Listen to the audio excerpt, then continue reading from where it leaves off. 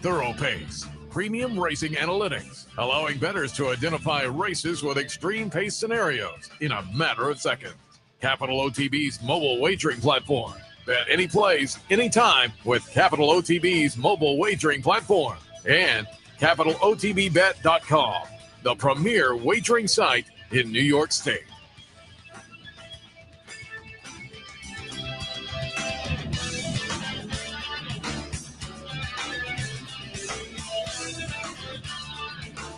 Good morning, ladies and gentlemen. Welcome to the morning after the Alabama Stakes. And it seems as if, Seth, we've dialed it back to what we had a long run with in July. It's beautiful out this morning.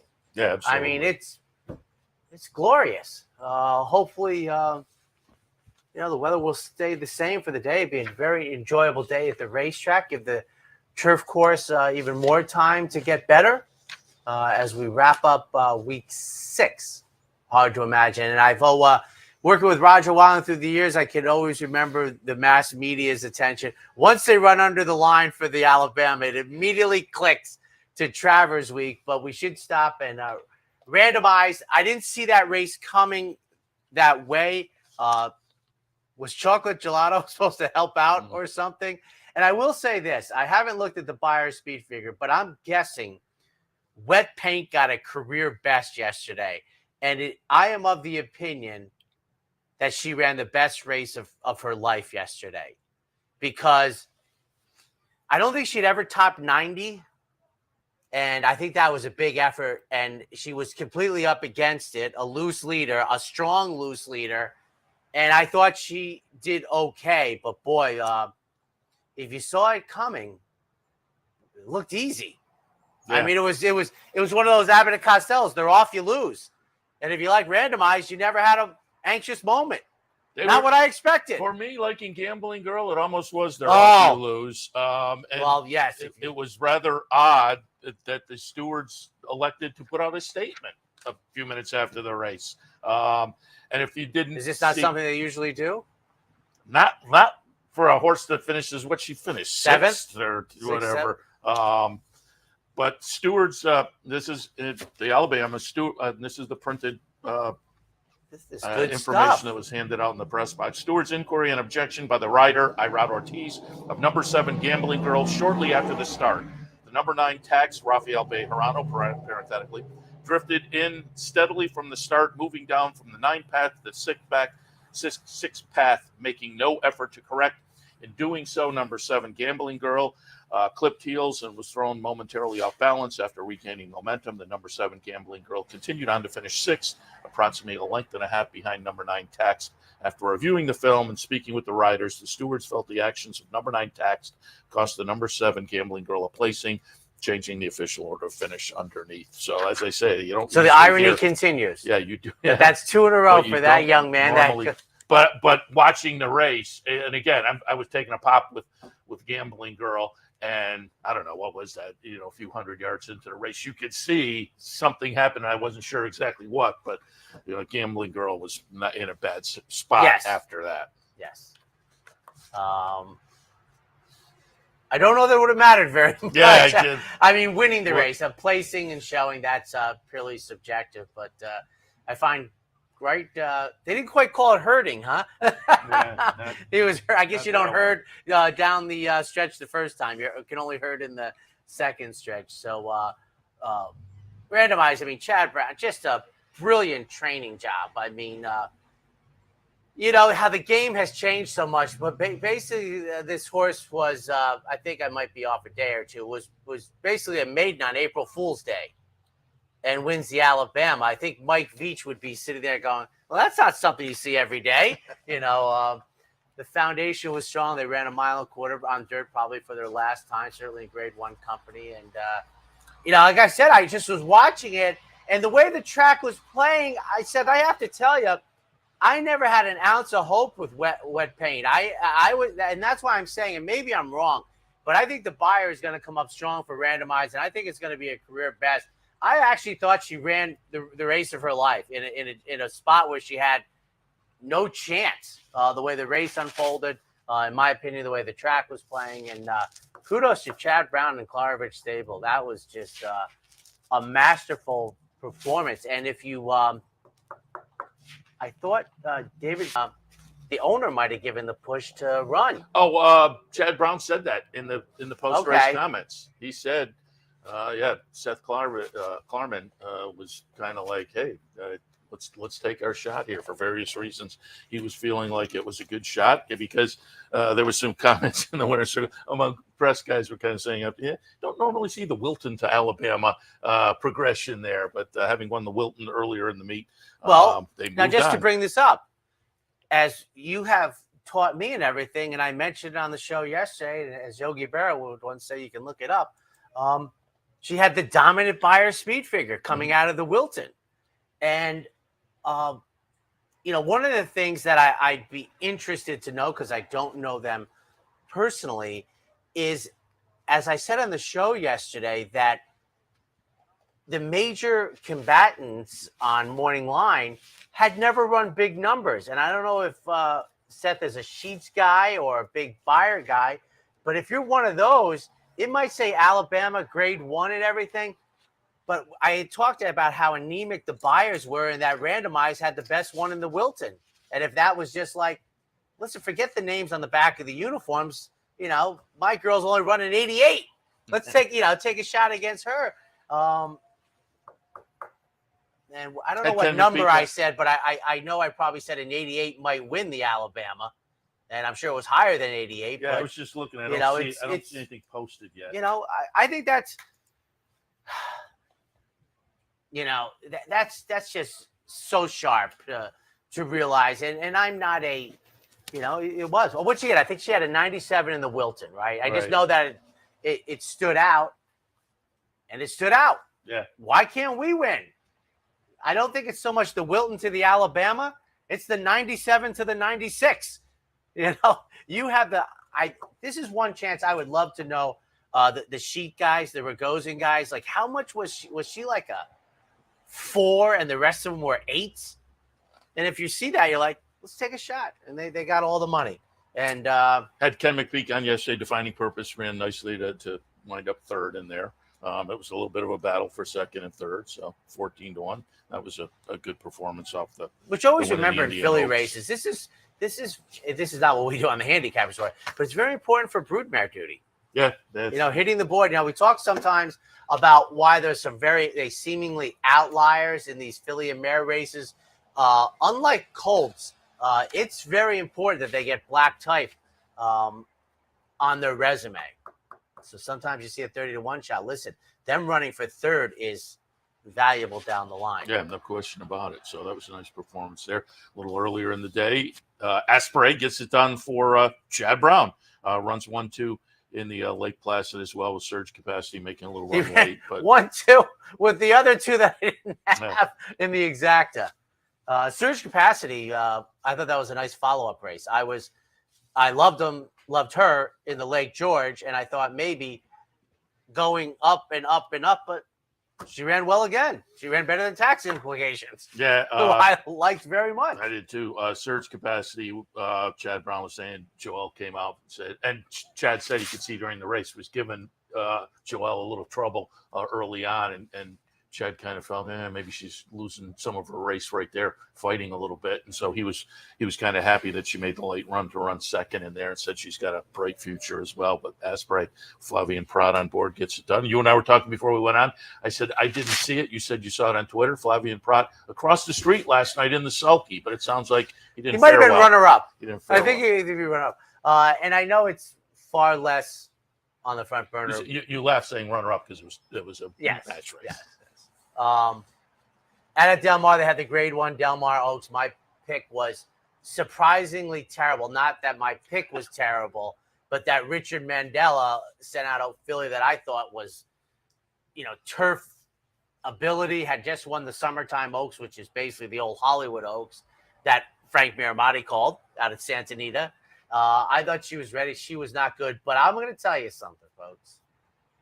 The last person to have a trip as good as Anna Zett received might have been Moses, because if do yourself a favor, watch the Del Mar Oaks, and you will know going forward what the definition of a perfect trip.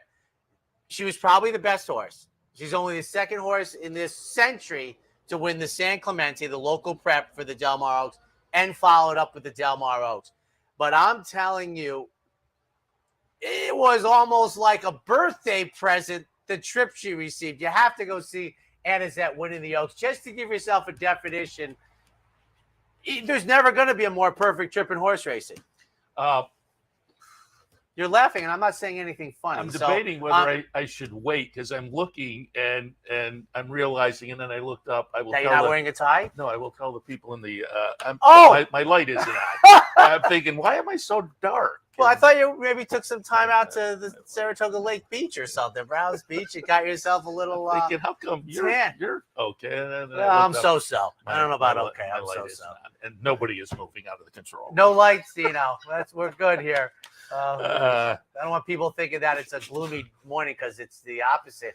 It is a glorious morning. Let me Yes, apparently. Let me update promos. Where's the here. other Anthony when we need him? Let me update. Nothing like live television. Oh boy. Double promo day here at the club or down at the Clubhouse Racebook, 711 Central Avenue in Albany. It's the match bet and the exacta board. Go down, you can have a little extra fun. The Clubhouse Racebook today, 711 Central Avenue in Albany. And don't forget today up here at the racetrack, a rollers day. So come on up and have a little extra fun up here. If I was ever going to be a chauffeur Nyers for the low rollers, but the most important, it's the show bet. Is it today? Oh, yeah, show bet. Yeah. Oh, what do you mean? This is I will be trying to knock it out of the park for the show bet team today. We'll see. Listen. I keep plugging. Last week we incrementally moved forward a little bit, and I will try to. I think Dino was doubting you that the light wasn't on because he just checked to see if it was on. I'm like, Dino, there's the. You see, this is. But I think you're too hard on yourself, Seth, because I think if you went 1 for 8, which is 1 for the meet, it's funny. This is one thing, and I'm an optimist about this game. Positive ROI, which, by the way, we did the Roger Maris 61 weeks. We were on for the positive ROI for Capital. I'm an optimist, but this sounds like everything. It's like you're gonna lose. Like it's like 1 for 8 is fantastic. Maybe that's because I like horses that pay like $20, so I expect the negative. A friend of mine paid me one. And he meant it this way. He says, "I got to give you a compliment." He goes, "I never met anybody in the public who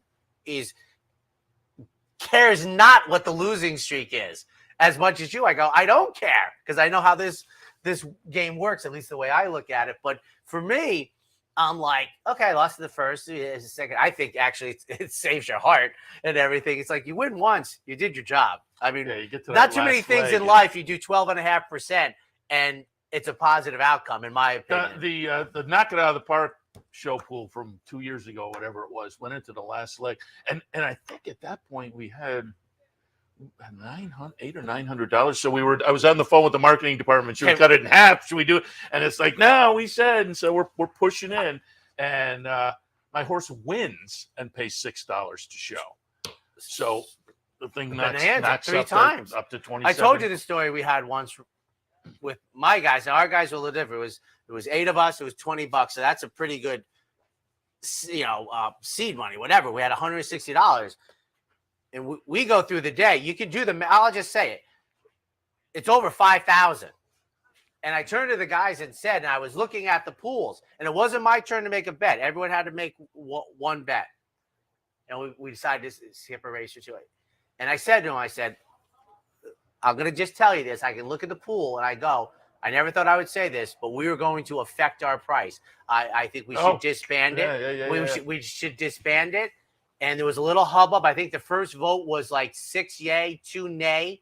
And I just said to the other 2 guys, I said, listen, this is a huge score. You 2 can take your cut and bet it, and then you'll less affect the pool. And then they came around and we cashed it in. I was like, my point is, it's unbelievably hard. That was perfectly fine. That would have been the same situation for them anyway. Yes, give them their cut. Yes. And I was like, they didn't quite. it was the most like all for one for all thing. I go, but no, you're being made whole. It doesn't affect you. It's not, matter of fact, it benefits you because there'll be less money. Yeah, exactly. And then I think they started getting nervous going, what's our cut exactly? And I was like, well, it's like 7 and change. And they're like, I think I'll take the $700 for the $20 investment and I'll get out. And I was like, and if I remember, we would have won, but it would have been anemic how much it advanced the pool. It wasn't worth it. So my point is, it's like 1 for 8 is good. So you just good luck today. I know you don't know the races, and I wait for the scratch. And you should. Yeah. Listen, my wife is like, well, what do you think about this year in 10 weeks? I said, well, my favorite part is that we do this before scratches come out, and I give myself like an extra golf clap. I'm like, it's the regular races, everything, but the off the turf race, especially up here, I play the game with our audience, who stays, who goes. And I've been pretty close to some of the races. Not that it's that difficult. And we should note, speaking of Del Mar play today and the weather up here, it's not just Saratoga affected by the weather. Del Mar, no racing today because they have the hurricane situation out. I mean, how often do you think once a century would talk about that, Del Mar and a hurricane? But there's no racing today. I told you I lived through 2 earthquakes at USC, right? No. Yeah, two earthquakes I lived through at SC. Neither one was much. Now, you should understand something, Seth. That's only one more than I've lived through in upstate New York. Did I ever tell you this story? I think I've had I remember this was quite a while ago, sitting watching television in Amsterdam years ago, and I thought a truck had hit my house. Okay. And I realized later in the day somebody said there was an earthquake, and it's like earthquake upstate New York, but I think that's happened a couple of times. Young Anthony was about 2, and in our house we had these. They're changed now, but we had curtains in our front of the house, and I came through a spot. Anthony was maybe less, and I felt it in my knees, just like I had at SC, and I looked and I saw the curtains move. Now, when you have a young child, one of the things good parents do is you never look surprised. So I was like, we just had an earthquake in the capital. I mean, one that you could feel, etc. But yes, no more racing at Del Mar today. Maybe I need a day off after my window shopping, who I thought was,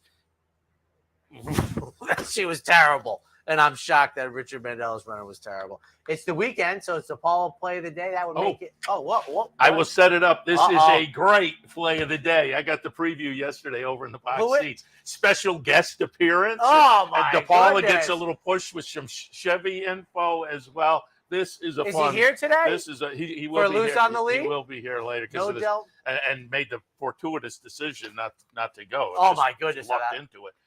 But a play of the day. I said to him yesterday when I said this voice better not scratch. The best play of the day ever. Oh, how do you? Well, let's see it. When you think trucks, think DePaula. Then come join the family for value. Just visit, call, or click. This week's Chevy Silverado is just $539 a month with 0 due at inception. Yes, 0 down. So come join the family and think DePaula for all your automotive needs.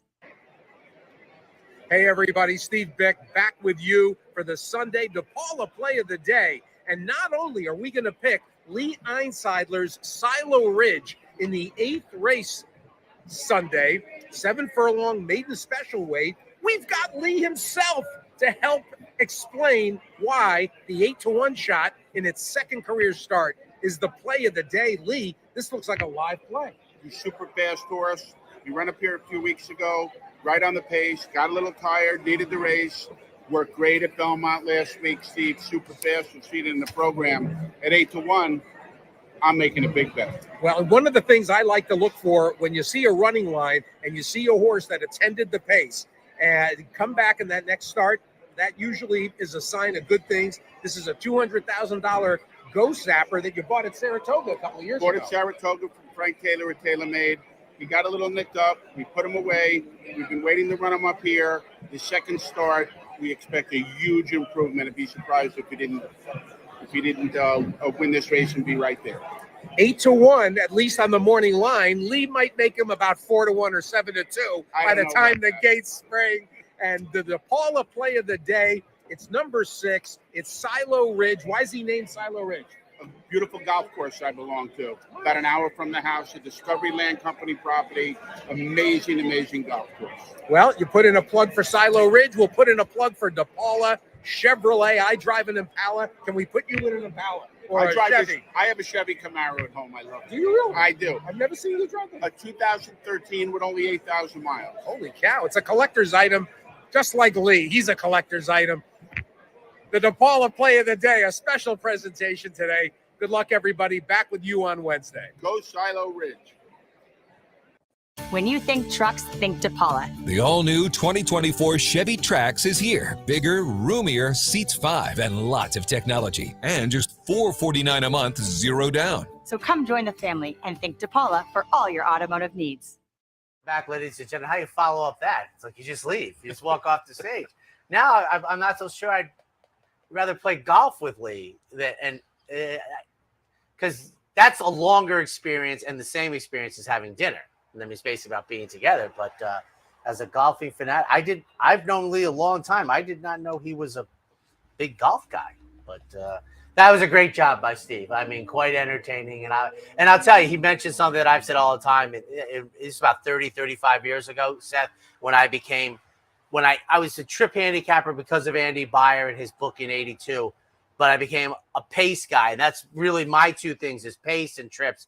And what they talked about, we'll get to Silo Ridge, who's not in my mix, but that running style is what I liked, exactly what Steve said. So are you ready? 1 second, because I mentioned no racing at Del Mar, but I forgot to mention there is racing at Woodbine. It's King's Plate Day today. Not just no King's slippage. Good job. You got that King's Plate right in there. Well, I think yesterday I slipped a couple of times. But what is yesterday matter? No shortage of nice steaks on the card as well. King's Plate this afternoon up at Woodbine, so keep that in mind as well. Annual big race. And I feel sorry for my friend and partner because that used to be a trip that before COVID and before they changed the schedule up that you would make, right? Yeah. You were the Queen's Plate in those days, and you would go up for the Woodbine Mile. And I've said Toronto's one of the great international cities, and Woodbine is a great place. And he said they always took tremendous care for me. I can remember you guys doing shows from there. It was great. Then they changed the schedule, and it doesn't. Yeah, we hope to get up for Woodbine Mile in September. But yeah, for folks who've never been, it's a fun track to visit. Great turf racing, obviously, and it's an easy trip. You essentially head up the throughway towards Buffalo. Buffalo, you take a right turn, and really easy trip. And if you schedule things right, maybe you make a few days of it and stop at Fort Erie and maybe Finger Lakes. I think this is the Fort Erie year for the Prince of Wales. It's on a Tuesday, Fort which Erie is great. Fort Erie's fun. I was. That's literally right over the border. Yeah, I'm walking by the Tiki Bar and somebody, hey, Seth from OTB. So I was recognizing the Fort. Now, did you go for the Prince of Wales, or were you there for something else? No, I was just making a return trip from Woodbine, and Fort Erie was running. Oh, so I thought I will pull in. And normally there's a group of us, and for whatever reason, I was driving alone that year. So I thought, absolutely, I should make the executive. You have to look it up, but Fort Erie runs I'll just call it a unique race schedule. Yeah. I mean, so Tuesday, I think it's like the 26th or 28th is the second leg of their Triple Crown. Let's get to ours. I think my director told me that even though it's a beautiful day, I think we lost race 10. Race 9. Race 9 is off, and we'll be running a mile on the main track. Well, we have worn out that Wilson shoe. What did we do before it? I said to somebody the other day, when it showed up, you thought, occasionally they'll run out. Yeah. Oh, my goodness. We're living. And listen, what the turf is. We got to 3-year-olds and up, Phillies. And yesterday, not to interrupt you, but yesterday, you always talk about that head-on shot coming out of the chute. Oh. Man, there was one yesterday where the one horse was going to – and then when they went to the pan, you could see the one horse was going to go right into the rail because of the field came over. Because of you are an expert because you have a degree in things.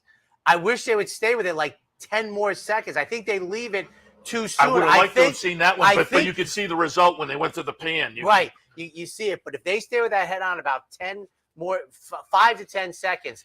And you've said that, and I didn't realize it until yesterday, but they have one of those scissor lifts that the camera's actually up on that. And I'm wondering if it's just they get too close to maybe the Well, lift. you would know better than I mean. I couldn't quite tell, Right. but I'm wondering if that's maybe it's not part possible. of- So what I'm part of asking the for is it re- possible? yeah. But So I was wondering because I thought of that when I saw the lift. I didn't Oh. realize until yesterday, the day before, Yeah. that's where the camera. I hadn't thought about it, but that makes sense. There's no real cameras. and my point is, I think the bulk of the action, or what you'd want to see or make notes with, about 5 seconds later, will be covered very well with the pan shot. I think a few more seconds. You see the opener mile 16th on the melon turf. I would guess good. It would be labeled as good, but we'll find that out in about 2 hours. 5, 1, 4, and 2 for me. I'm going to put El Forte on top. Move up to Saratoga was a little bit disappointing, but I think the prior numbers, the better numbers are good enough in here. Drops in for the tag. The class move was kind of what attracted my attention. Luis Saez sticks on board. So again, I'm going to look for some improvement off of that first start at Saratoga, and I don't think that's out of the question with the class dip. Fast Kimmy in the second spot. The Plain one also getting a little bit of class relief. Only a couple of starts this year. A fourth down at Gulfstream, and then a sixth at Belmont last time. But again, with a little bit of this class dip and the 2 starts having improving numbers, it could be primed for a better and a decent effort today than From Hello in the third spot. Again, another horse with some back numbers and a little bit of class relief that may be beneficial. Safi Joseph has Irad Ortiz on board, Stranded Gold. I think that one's dangerous as well. Smoking Hot Kitty. They're Red Hot Chick. There again 4 or 5 or 6 in here that are intriguing. I did not use the horse coming over from Europe. That one also, I think you could make a case for. 7-2 in the morning line. Yeah. Guitar. So Cutter. we shall see. I think it's a competitive field, but for me, 5, 1, 4, and 2. I've never seen it's a nation, and I don't think we can agree on how to pronounce it. But I think it is Cutter. I think Guitar is actually wrong. But I'm like, it's a nation, and we can't get it. I like Fast Kimmy very much here for Phil Serpy. I think the Belmont performance in June, we've had time to come back to it and maybe elevate. That was the first start since April, so there's been 1 race in 4 months to the day. But I like Fast Kimmy, who's scheduled to break for the number 3 position. Remember, we got the rails up 27 feet. I think that not both of them, but we haven't had the rails down on the melon at all yet. I'm thinking Wednesday, maybe. But I am 1, 2, 5. I have the 2 horses underneath that Seth has, but I like Fast Kimmy to run a big effort here today for Phil Serpy to find the winner's circle, hopefully. Race number 2 this afternoon. We're down at a lower level of claiming ranks. 12.5 is the price. 3/4 of a mile is the distance. And you tell me it's a character, right? Is it Seinfeld, Sue Ellen Michigan? Yes, the bra woman. Is she's a secondary character? She's not. Yeah, she was on maybe 2 episodes. Oh, 2 episodes entirely. Yeah, she was a nemesis to Elaine, and she was always braless, and so to kind of get to her, Elaine gifted her a bra, which she then that was all she would wear. So Kramer and George were driving down the street and saw her and got in an accident. Okay. So, yeah. Well, Sue Ellen, it's our day today. Steve was mentioned with Lee, and I, in handicapping, I understand that for me, I have a blind spot, and that's because I like horses that run the style. I've said this. I don't yell at the screen, but I'm like, run worse, and then come back. So off of the 2+ month freshening, Sue Ellen Michigan, who was on here at almost 20-1 at a much tougher spot. Remember, I was saying there's 2 levels of these starter allowance, and this is the lower of the 2, but money-wise. But that, I think, was a warm-up for this spot. That is a spot that makes sense, 12.5. So won't be anywhere near 20-1. Beautiful Karen from the rail has good early speed. Rudy Rodriguez has turned 2022 upside down, Absolutely. Ladies and gentlemen. And for third, Alpine Queen, who's 2-1 on the board, scheduled to make the first start since May 7th. On balance, one of those races that, Seth, I think all 6 are live here. I don't think it's a reach for any of them, so good luck. But I am 5-1-4. You left my top pick completely out. Well, good for you. I have it down in the 4th spot. 3, 4, 6, and 5. You talked about Rudy Rodriguez. So I had JB Begg on the show the other day, and he had a win a couple of days ago. And I'm wondering, limited starters, but I'm wondering if maybe sometimes a barn will get a little bit hot. I'm wondering if that's the case with Jamie and his runners. And this one comes out of a series of kind of front running efforts. Tried that starter allowance higher level last time. So kind of a similar thought to your top pick, moving back into the claiming ranks. And with that early speed, gets Dylan Davis on board, replacing the 7-pound apprentice. I thought this one could be a little bit intriguing with that early speed, so I went in that direction. Alpine Queen, Luis Saez on board, replacing a series of apprentices. This one hasn't been seen since early May, and moves down the claiming ladder for the return. That concerns me a little bit.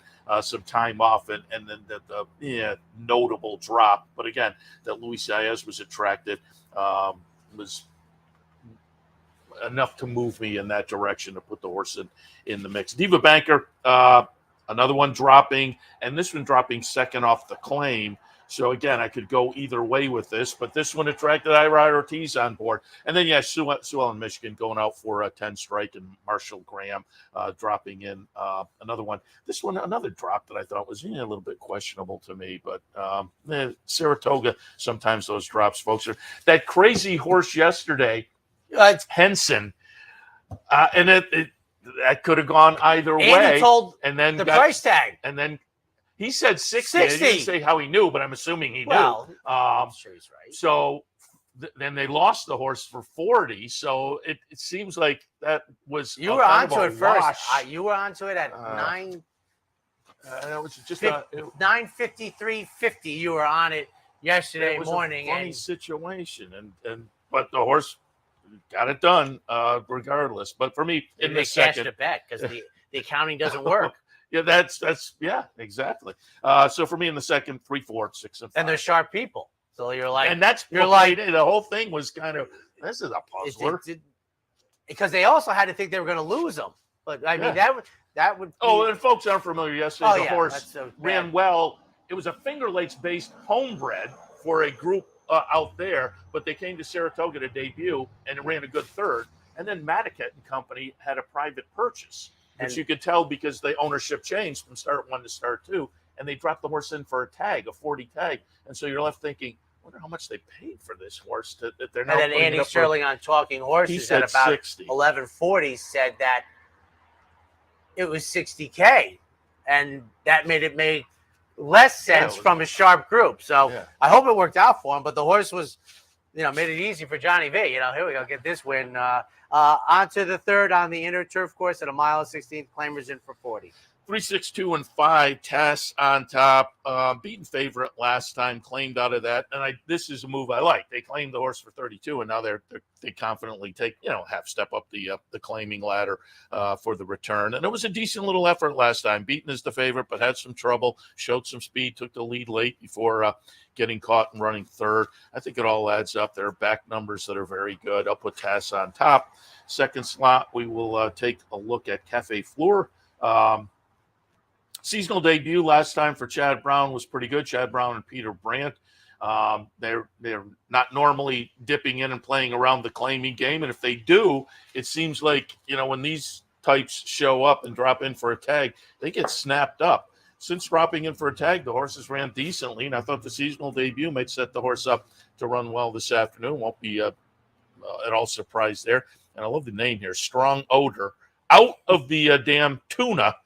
Strong Odor, I think, could be a little bit of a player as well. Tossed in a little bit of a fourth-place finish last time, but has been mixing it up with both Tess and Cafe Fleur in that event, and I think, and wasn't far behind them, so I think is a player again today. 3, 6, 2, and 5. And I mentioned this yesterday. The Seth and I are both in the Times Union on the weekend. The 8 is an MTO, so don't pay any attention to that. It's 6-3, drawing the 2. The 8 will scratch on a turf race. So Cafe Fleur, who was the horse I wanted if it was a turf race, I will get. Very consistent runner for Chad Brown. As I've said, how good is this? It ends the season with a 77 buyer, takes 9 months off, runs a 77 buyer again, right in tune by Chad. Irad aboard. My top pick. Tass I have for second, first off the claim for Rob Atris's barn, which I think It is a low win percentage, and I think Rob's second half of the Belmont meet might have been similar, but I think his horse is not like David Jacobson. We were kind of correct about Jacobson was going the right direction with a low, but I don't think it's as bad as it looks. And then Strong Odor for second. So it's 8-6-3 on the board, and I'm happy with the 6-3, and I draw in the 2 as Seth has. So now that they can chop that up for the thing later, you talked about tuna. One of my favorite lunches in the world is tuna fish on toasted English muffin. My wife and our son make stink eye faces when I make tuna fish, and they've suggested I go in the garage or on the deck, and I go, no chance at all. It's not that bad. I know, but they are the same. There is young Anthony we basically, one of the major reasons for the purpose is the basement is extraordinarily nice. We kind of figured he'd enjoy it, right? He'll come up, and I give him credit. It'll be like an hour since I had my lunch, and he immediately recognizes. He'll go, tuna fish. So it's not like they know. It's not just seeing the can. But I'm like, yes, and no, I'm not going to the garage. I'm not going to the deck. It's not that bad. So when you said that, I'm like, that's my family. That's what I live. We'll take a quick break. We'll be right back. I can't see with these glasses. What do you have? I missed the phone call. He can talk. Oh.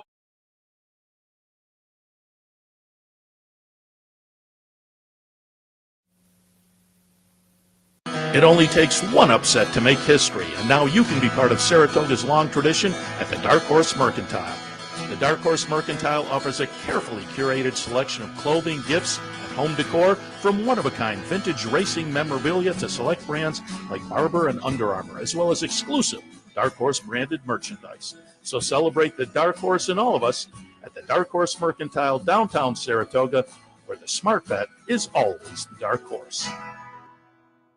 For more than 4 generations, Bruce Cerrone and his family have continued the 101-year tradition of delighting their local following and faithful summer crowd with the finest authentic Italian recipes. Classic Italian dishes made with the freshest ingredients, served in a home-like setting. Some things have changed in the last 101 years, but not Pinnell's commitment to the finest in Italian cuisine. Pinnell's Italian Restaurant, a Saratoga tradition since 1922. 284 Jefferson Street, just minutes from the track. Capital OTB is now streaming live on Roku. The RTN Racing channel on Roku lets you watch OTB TV live through your Roku device or your Amazon Fire Stick, rather than being limited to computers and mobile devices, which means you can now watch OTB live wherever you are. Simply open Roku, scroll to find the RTN channel, then click on OTB TV. OTB TV on Roku. Try it now. Welcome back, ladies and gentlemen, on a beautiful, beautiful Sunday morning, wrapping up week number 6. And apparently, if I don't remind him, he doesn't remind himself, but it's time for the Dark Horse play of the day. Dark Horse play of the day today, race number 7. Ooh, 7. Again, Dark Horse play of the day brought to you by the Dark Horse Mercantile in downtown Saratoga. And again, if you're coming up to the track, going downtown for a little dinner or whatnot, they're open late. You can have some fun. And believe me, it's worth the visit. Dark Horse Mercantile, downtown Saratoga, sister store, impressions of Saratoga down the street. But this one to me, and I changed. I was handicapping, and I went in one direction, and then the more I looked, the more I thought, you know what? Set Sail is live in here, and if David Aragon is rated 10-1, I think this horse is a real player. This is a horse that earlier in the career, it's the number 2 horse, Set Sail, showed some real promise to the point where in the third career starting off their maiden breaker, they tried the Peter Pan. Subsequently, it goes to Belmont and, wrapped up the 3-year-old season last year. Only 4 starts, only 4 starts in the 3-year-old season, but a win, a second, and a third. Now comes back as a 4-year-old and puts in a 3rd place finish up here at Saratoga. Now, the number was not good. It was a 9th place finish. But again, broke a little slowly, and there was some flashes of talent. So again, lately raced with the fitness builder under the belt. I think, if that 10-1 holds up, Set Sail to me is very, very intriguing today for Bill Mott. So dark horse play of the day on this Sunday afternoon. Race number 7, horse number 2, Set Sail.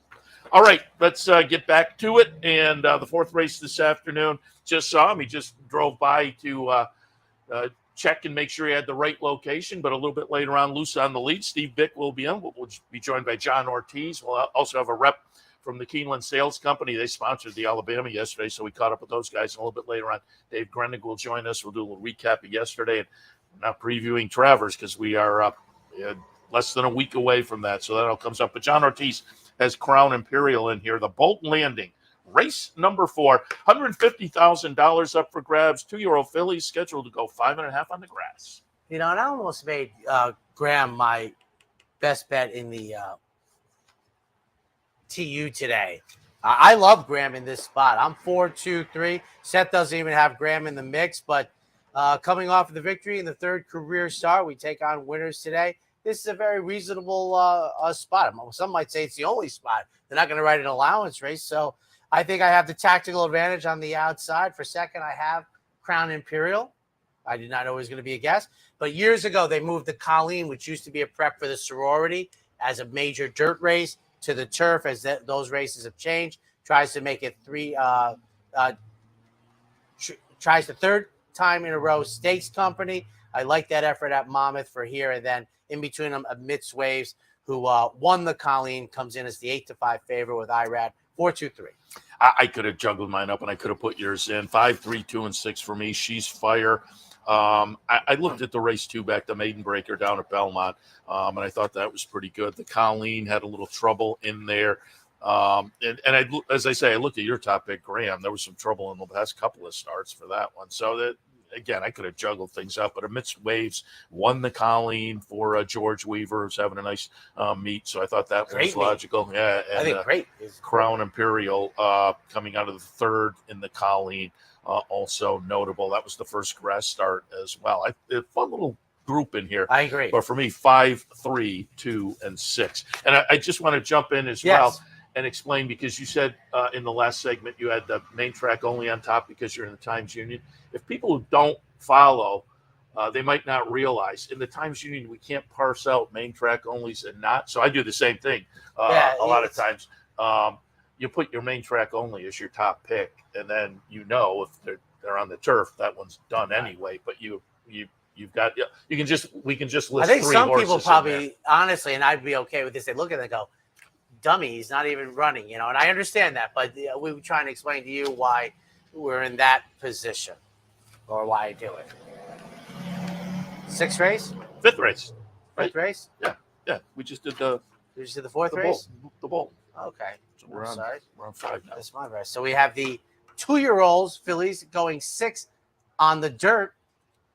Had this race yesterday, right? We talked about there was one on the Alabama. We'll have one on the Travers. Take it away. And that the Asmussen horse looked good first time out of the box yesterday. Boy, I tell you one thing. I had no chance, and I thought I had a real runner, but no.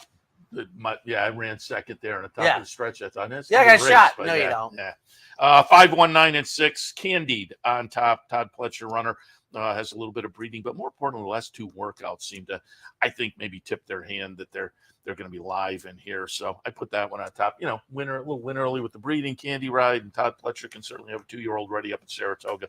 Second slot, Catherine Wheel, Chad Brown trainee, Bite into Mischief. So similar scenario there, a little win early breeding with the sire. Chad can have them ready, steady string of workouts, and then Dancing Nancy. This one has some experience for Chad Brown by Golden Sense. Ran 7th, but I think the experience will be something the horse can benefit and move forward from. So for me, 5, 1, 9, and 6. 2-1-4. I talked about Dallas Stewart the other day. His ROI is going to be fantastic for a while with that $90 winner, but I'm very happy with his percentage, which is basically 1 for 8.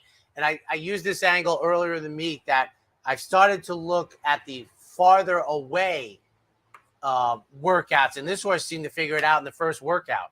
There's going to be a price. So Platinum Minute is my top pick here with Tyler Gaffney, 15-1 on the morning line. I have Catherine Wheel in the second place. Also, an inch of mischief that cost nearly $750,000. And then Brooke Mesa, Terry Pompey's first 2-1-4 in the fifth.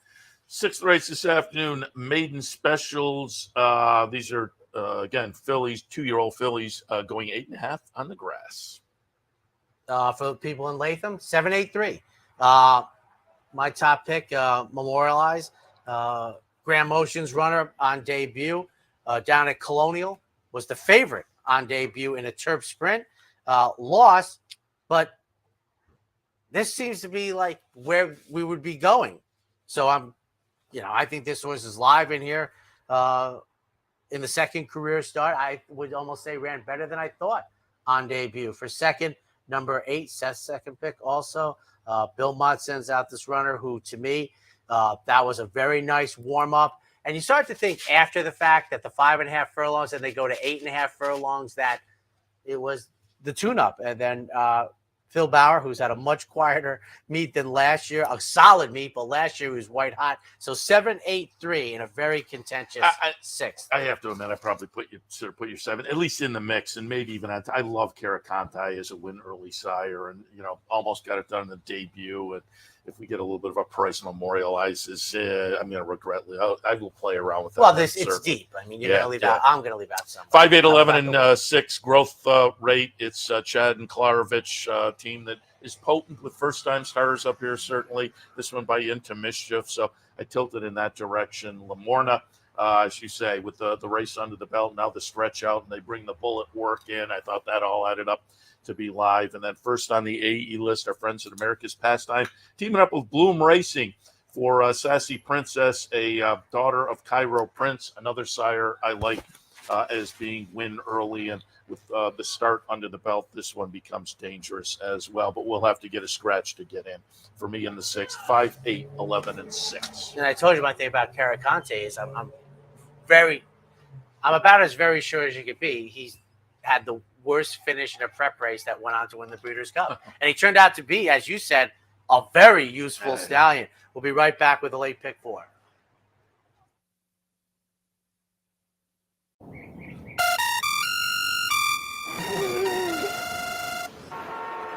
Come on. I want sales reports on my desk by Monday. Oops. My bad. Love racing? RTN brings you every live simulcast on your home television, plus live video streaming and race replays on your PC and mobile devices. To order, visit rtn.tv. RTN, a breed apart. A day at the track isn't complete without a night at the Horseshoe. Great food, hot music, and cold drinks. So why go downtown when all the action's just across from the track? The Horseshoe Inn at the corner of Nelson and Gridley. Birdstone is an outside front. They're coming down to the finish. Can Smarty Jones hold on? Here comes Birdstone. Birdstone surges past. Birdstone wins the Belmont Stakes. In front, but here comes High Chaparral. High Chaparral, the defending champ, to take it to Bob. These two arch rivals head to head with Joe Hart bearing down on them. It's going to be a 3-horse photo finish to the turn. Here's the wire. Photo finish. Ladies and gentlemen, up to race number 7, the very popular 1 mile distance entry level allowance. I would like to go back and part of it is with some of the turf race scratches, they cut back to that distance. But I would like to go back and see if this has been like the most popular trip of the meet so far. Absolutely. I said it about 3 weeks ago because it falls into so many options. Obviously, the 1 mile inner turf, bingo. Yeah. Mile and 16th races for the juveniles, bingo. And the mile and 16th turf races, I've talked about how infrequently they run a mile and 8th on the inner. So it just really falls into so many. And then you have a normal one schedule. Yeah, so 2, 5, 3, and 9 for me. I thought the 8 was also a little bit interesting. Reserve currency for Chad Klarovich. Boy, at 8-1. That. But you heard me talk about this one earlier. Set Sail 10-1 on the morning line. J. Foxwoods, Bill Mott. Off the seasonal debut and having shown some flashes of talent earlier in the career, I think this was really intriguing. So on top, Mormino was my original top pick. And as I say, I looked at this race, I had it handicapped, and I went back and looked at Set Sail and wound up there. But Mormino off the debut effort down at Ellis, I think is very, very live in here for Asmussen and Tyler Gaffleone. And then in the third spot, Pledge of Allegiance. Comes in off a move up to Saratoga last time that wasn't productive necessarily, but held the buyer number, and the buyer number I think is going to match up pretty well with this group. So for me, 2, 5, 3, and 9. Boy, this is a tough race because your horse is 10-1. My top pick is 8-1. My third pick is 8-1. These are middle price horses that I think are very much in this. And the favorite, I have Mount Up, who finished just in front of Set Sail. Set Sail's first start in over a year. Mount Up's second start of the year. We had blinkers today. The offspring of Army Mule. Mount Up at 8-1 is my top pick. I have the 5 underneath for Steve Asmussen taking on winners for the first time. And for third, Reserve Currency. I'm just throwing out that last start. The pace was, they just ran away from us, and Flavian Pratt gets the mount today, but I am 4, 5, 8. 8th race this afternoon, maiden specials. These are 3-year-olds and up, going 7 furlongs. Wow, terrific race. Good luck with the horizontal players. 298 for me, and Chad Brown sends out the 2 Magico. I separate performances on sloppy tracks with the rest. This horse was 6-5 on debut, was runner-up. It's going to be probably a short price today, maybe better. Offspring of Good Magic is probably going to get a fast track today. I think it is the goods. For second on the outside, A1A Racing, Black Rain, Todd Pletcher, the offspring of Connect. And for third, Lord Vicente, a Ken McPeak firster, 298. 7, 9, 8, and 2 digitized on top. It's Chad Klarovich, looked pretty good last year. Kind of kicking the career off. Now comes back off a layoff. But what we've seen so far says this horse will be tough if coming back even improved. Black Rain in the second spot. Love Connect is a sire of win early types. And Lord Vicente, Ken McPeak yesterday was on the show. Yes, this was interesting. I didn't even really know they did this. The horse was bred into mischief here in the United States on a Southern Hemisphere schedule. And then the dam went to Argentina. That's where Ken McPeak found him. But also walking out of the paddock yesterday after or prior to the Alabama, where Ken had a horse. So I'm assuming an associate of Ken was wearing a Lord Vicente ball cap. Oh, so already hyped. They already got the swag. They've already printed the cap. All was right. Interesting. 7, 9, 8, and 2. I like that angle. Yeah. Take our final break. When we come back, the late Daily Double. So I think it's funny. For more than 4 generations, Bruce Cerrone and his family have continued the 101-year tradition of delighting their local following and faithful summer crowd with the finest authentic Italian recipes. Classic Italian dishes made with the freshest ingredients, served in a home-like setting. Some things have changed in the last 101 years, but not Pinnell's commitment to the finest in Italian cuisine. Pinnell's Italian Restaurant, a Saratoga tradition since 1922. 284 Jefferson Street, just minutes from the track.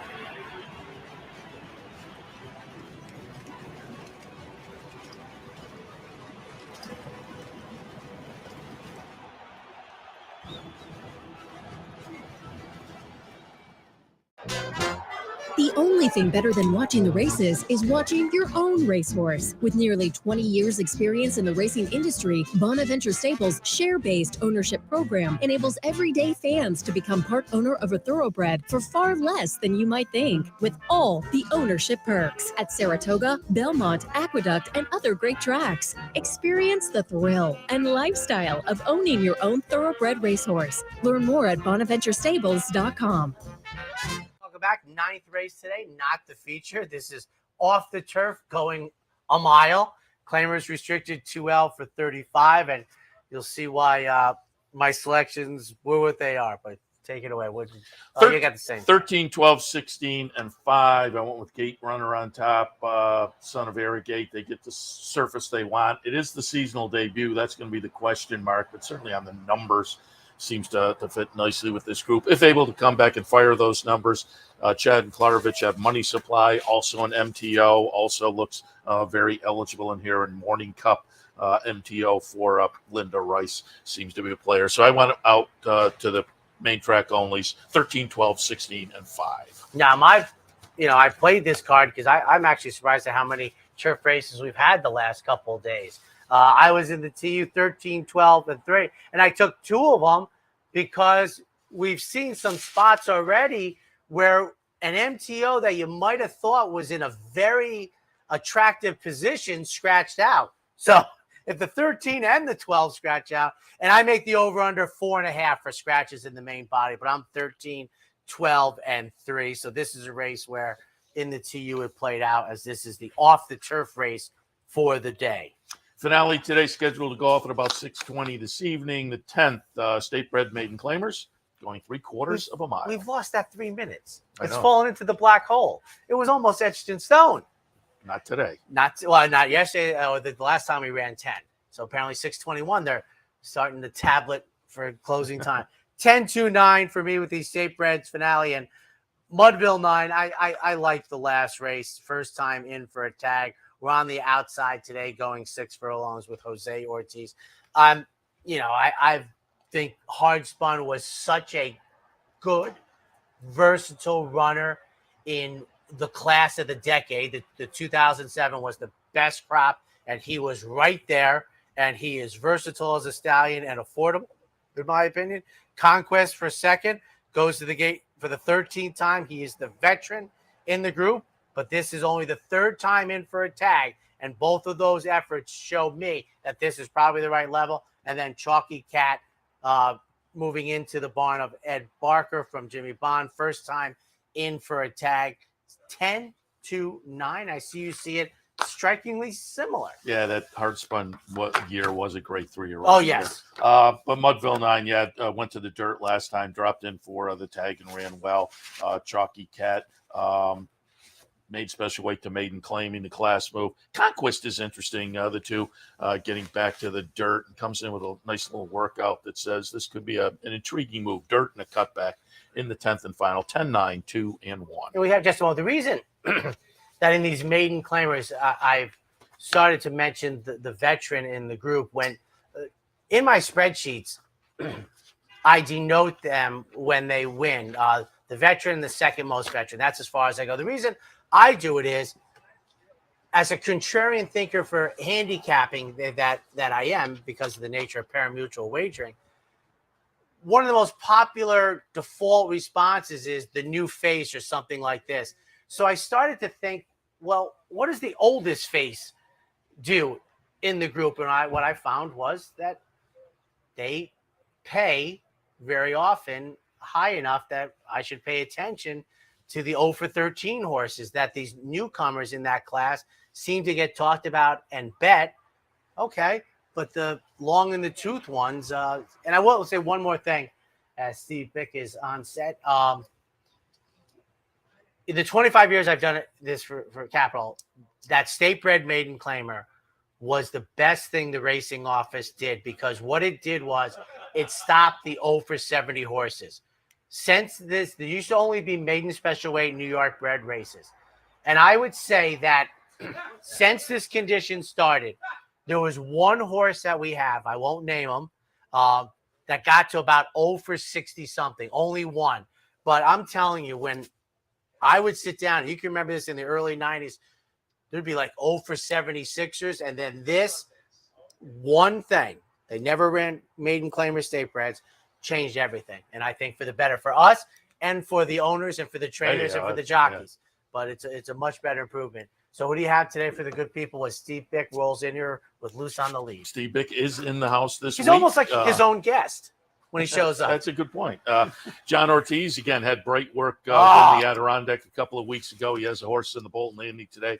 We'll talk with him. A rep from the Keeneland Sales. They have the big sale coming up in just a few weeks down there. The September sale. They sponsored the Alabama yesterday. 6 nights or something? Crazy, the number of horses that get sold. And then Dave Grenig will join us as well from the Daily Racing Forum. Get some of his thoughts on yesterday and coming Between up, Steve Bick and Dave Grenig, 6 days. we will get that buyer speed figure for randomized yesterday. He stays, I go. It's a beautiful Sunday. Ladies and gentlemen, come on up for the racing.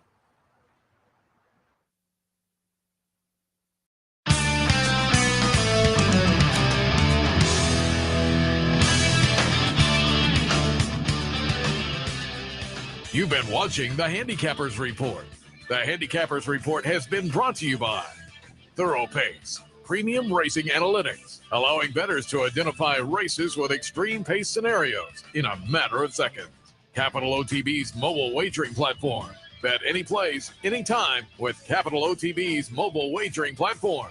And CapitalOTBBet.com, the premier wagering site in New York State.